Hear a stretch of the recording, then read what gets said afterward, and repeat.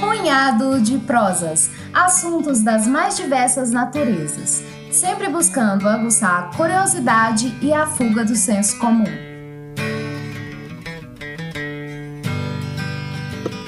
Olá, aqui quem vos fala é Leonardo Costa, também conhecido como Leozão, e no episódio do Punhado de Prosas de hoje faremos uma breve reflexão sobre a escalada da priorização das Forças Armadas no país e o poder de decisão que os membros do Exército escolhidos pelo presidente para integrar o governo passaram a ter em tal mandato. As atuações de tais nomes do Exército no governo mancham o nome da instituição? Será que competência, aderência e know-how para ocupar os ministérios, por exemplo, não deveriam ser atributos fundamentais para exercer essas funções?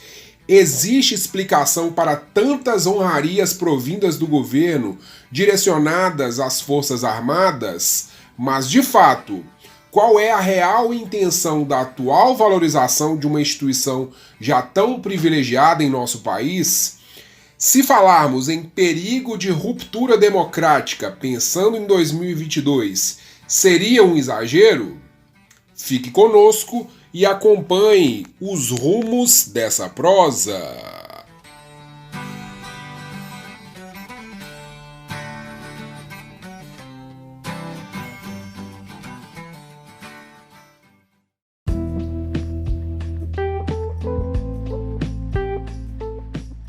Nos últimos dias, o Brasil, ou pelo menos parte dele, entrou em choque ao tomar conhecimento da situação inacreditável de Manaus, onde seus hospitais ficaram desabastecidos de oxigênio, um insumo básico.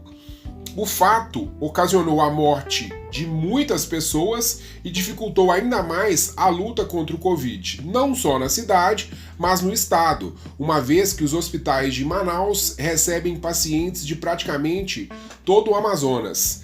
A questão do isolamento geográfico poderia ser um fator dificultante e até explicativo para a falta do oxigênio nos hospitais da capital manauara se não estivesse no cargo de ministro da Saúde um militar que se diz especialista em logística, que obviamente deveria ter se antecipado nessa situação e ter imaginado que tal tragédia poderia acontecer se medidas não fossem ali tomadas.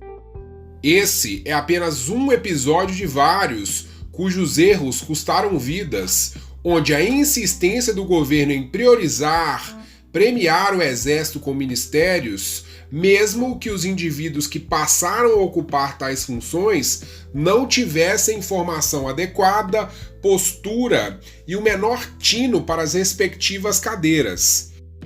Podemos levantar hipóteses para a explicação desse processo? Sim. A primeira, o presidente é um ex-militar e confia na instituição. Ele conhece os profissionais que lá atuam. Sim, é uma vertente. A segunda, e na minha opinião, a mais plausível, a busca de apoio das Forças Armadas e das polícias militar, civil e federal para ter um governo balizado de acordo com as convicções do presidente. O chefe do executivo tem usado algumas estratégias que têm sido eficientes, dentre elas, se fazer presente em cerimônias que envolvem as Forças Armadas. Ilustrando essa situação, em dezembro de 2020, em plena pandemia, ele compareceu a 7 cerimônias militares e policiais, praticamente uma a cada 4 dias. Ele também fez valer o poder de sua caneta, nomeando policiais e militares para cargos de alto escalão. E aumentou de maneira inacreditável, sem o menor cabimento, o orçamento das Forças Armadas, que cresceu mais de 5 bilhões entre 2020 e 2021. Lembrando que isso foi muito bem abordado pelo nosso âncora João Paulo Fernandes no episódio Para que serve o Exército Brasileiro? Contrapondo esse cenário, enquanto a defesa, as Forças Armadas tiveram um plus em seu orçamento, a saúde teve uma redução em mais de 2 bilhões de reais. E a gente está falando de um momento muito delicado porque estamos lutando contra uma pandemia. A educação, vira e mexe, tem seus recursos reduzidos. Lembrando que o episódio do Fundeb só teve o desfecho que verificamos em função do clamor popular contra os cortes, o que fez com que o governo maquiasse sua real intenção. Enfim, de acordo com o levantamento feito pelo TCU, o Tribunal de Contas da União, em julho do ano passado, tínhamos 6.157 militares trabalhando no governo. Eles ocupam cargos estatais, na alta administração do Poder Executivo, cargos comissionados, temporários e na administração pública. Também tínhamos 1.249 militares em cargos relacionados à saúde.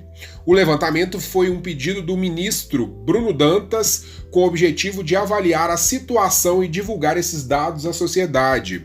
Lembrando que Bruno Dantas é um jurista brasileiro, atual ministro do Tribunal de Contas da União e exerce o cargo desde 2014, tendo sido indicado pelo Senado Federal.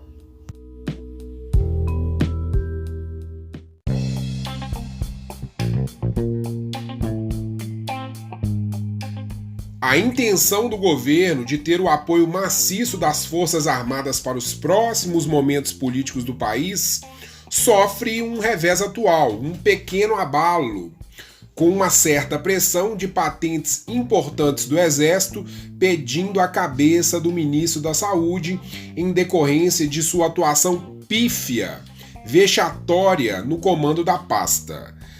Acharam a expressão um pouco pesada? Então vamos lá.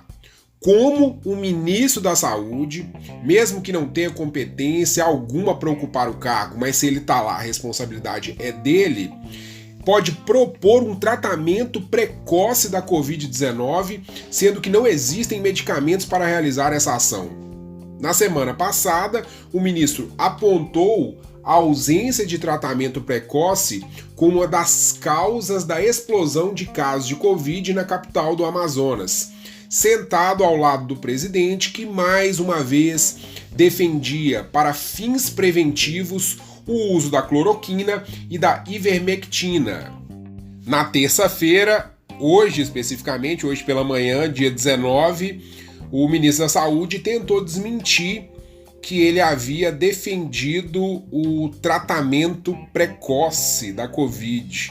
Porém, a internet, os registros jornalísticos estão aí para todo mundo entender quem está falando a verdade. Voltando ao cerne da questão, apesar do momento tenso e da pressão dos militares para a queda do ministro, projetos de leis como a reforma das polícias militares em tramitação no Congresso podem ser vistos como a menina dos olhos para hipnotizar as Forças Armadas, e a opinião pública precisa ficar muito atenta a esse processo. Textos de projetos de leis que foram redigidos por membros da famigerada Bancada da Bala prevêem mandato fixo para comandantes gerais da PM, que não poderiam mais ser demitidos a qualquer tempo pelos governadores, além da criação da patente de general da PM, que se tornaria uma espécie de quarta força ao lado da Marinha e do Exército, bem como a Aeronáutica. Sendo assim, é exagero temer uma manobra antidemocrática do atual presidente com apoio militar, caso o resultado do próximo pleito eleitoral não seja o que o mesmo espera? Enfim, de fato, não podemos responder isso agora, mas novamente precisamos elevar o nosso estado de atenção depois da declaração do presidente, após os acontecimentos no Capitólio, a insatisfação dos apoiadores de Donald Trump com o resultado da eleição de lá, abre aspas para a fala exata do presidente, que na minha opinião não teve nem o cuidado de tentar tentar encobrir parcialmente seu desejo, abre aspas. Se nós não tivermos voto impresso, uma maneira de auditar o voto, nós vamos ter problema pior que nos Estados Unidos. Fecha aspas para o chefe do executivo brasileiro. Pois bem, com muito temor, acompanhemos os próximos acontecimentos. Caros ouvintes, espero que tenham curtido esse episódio. Compartilhe com os seus o nosso Punhado de Prosas. Estamos no YouTube, no Instagram e em todos os tocadores de podcast. Na quarta-feira, João Paulo Fernandes estará de volta com mais um relevante tema para debates. Um forte abraço e até mais. Habemos vacina!